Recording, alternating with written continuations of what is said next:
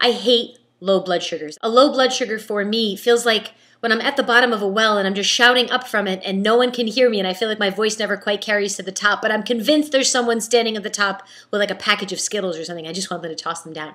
Lows in general just leave me dazed and confused and not acting like myself. I just feel like I'm on a 3-second delay and everything is sort of laborious and staggered and just I can't wrap my head around even the simplest things. Like there are times when my brain tells my fingertips to reach for the doorknob and just turn it and walk out of the room that I'm in, and I'm like, finger doorknob, I get completely confused. Over the years, I've had plenty of low blood sugars, but the symptoms seem to change for me every few years. Like when I was really, really little, my tell symptom was having my mouth go numb. I would be talking and then my tongue would just feel like it was swelling up in my mouth and my lips would go numb.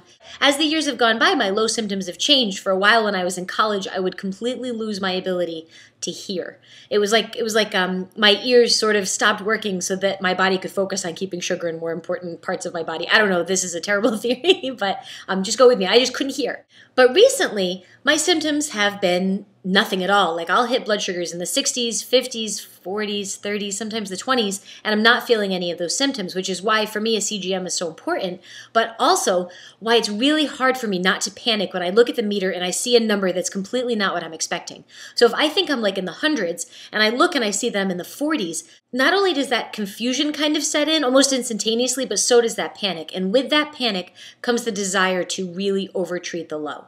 And I find that what I really need sometimes is to just be distracted from feeling panicked about being low. So I need to find something to do with my hands and do with my mind to focus on waiting and letting the time pass to have my blood sugar come up instead of just consistently stuffing my face. So I'm turning to the most old lady, Nana-ish thing that I can think of, which is crocheting. It's something that I did when I was 13. My grandmother taught me how to crochet, and I find it kind of mindless, but also really effectively distracting. Sitting down and keeping my hands busy really helps keep me from ransacking the fridge again. So the other day I had a blood sugar that was in the 50s, and I treated it with the 15 grams of carbs. Who can eat only 15 grams of carbs when they feel panicked? Not me. I could eat like 1,500 grams of carbs, but recommended blah, blah, blah, 15 grams of carbs. All right, fine, I'll eat the 15 grams of carbs and I will sit and wait for 15 minutes. Do you know how hard that is, medical community? It's next to impossible when you're bugging out when you feel low. So this distraction thing really helps.